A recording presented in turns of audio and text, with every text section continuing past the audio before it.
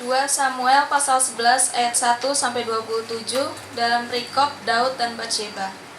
Pada pergantian tahun, pada waktu raja-raja biasanya maju berperang, maka Daud menyuruh Yoab maju beserta orang-orangnya dari seluruh orang Israel. Mereka memusnahkan Bani Amon dan mengepung kota Raba, sedangkan Daud sendiri tinggal di Yerusalem.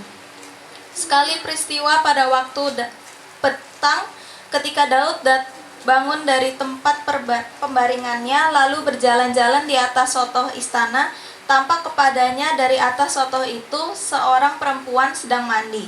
Perempuan itu sangat elok rupanya. Lalu Daud menyuruh orang bertanya tentang perempuan itu, dan orang berkata, itu adalah Batsheba, binti Eliam, istri Uria orang Het itu. Sesudah itu Daud menyuruh orang mengambil dia. Perempuan itu datang kepadanya, lalu Daud tidur dengannya. Perempuan itu baru selesai membersihkan diri dari kenajisannya. Kemudian pulanglah perempuan itu ke rumahnya.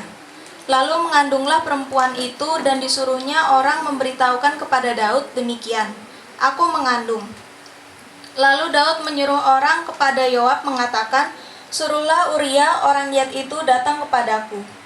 Maka Yoab menyuruh Uria menghadap Daud. Ketika Uria masuk menghadap dia, bertanyalah Daud tentang keadaan Yoab dan tentara dan keadaan perang. Kemudian berkatalah Daud kepada Uria, pergilah ke rumahmu dan basuhlah kakimu. Ketika Uria keluar dari istana, maka orang menyusul dia dengan membawa hadiah raja. Tetapi Uria membaringkan diri di depan pintu istana bersama-sama hamba tuannya dan tidak pergi ke rumahnya. Diberitahukan kepada Daud demikian. Uria tidak pergi ke rumahnya. Lalu berkatalah Daud kepada Uria, bukankah engkau baru pulang dari perjalanan? Mengapa engkau tidak pergi ke rumahmu? Tetapi Uria berkata kepada Daud, tabut serta orang Israel dan orang Yehuda diam dalam pondok. Juga tuanku Yoab dan hamba-hamba tuanku sendiri berkemah di padang. Masakan aku pulang ke rumahku untuk makan, minum, dan tidur dengan istriku? Demi hidupmu dan demi nyawamu, aku takkan melakukan hal itu. Kata Daud kepada Uria, tinggallah hari ini di sini, besok aku akan melepas engkau pergi. Jadi Uria tinggal di Yerusalem pada hari itu. Keesokan harinya, Daud memanggil dia untuk makan dan minum dengannya, dan Daud membuatnya mabuk. Pada waktu malam keluarlah Uria untuk berbaring tidur di tempat tidurnya bersama-sama hamba-hamba tuannya. Ia tidak pergi ke rumahnya. Paginya Daud menulis surat kepada Yoab dan mengirimkannya dengan perantaran Uria.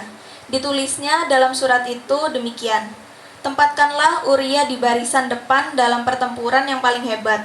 Kemudian kamu mengundurkan diri daripadanya supaya ia terbunuh mati. Pada waktu Yoab mengepung kota Raba, ia menyuruh Uria pergi ke tempat yang diketahuinya ada lawan yang gagah perkasa.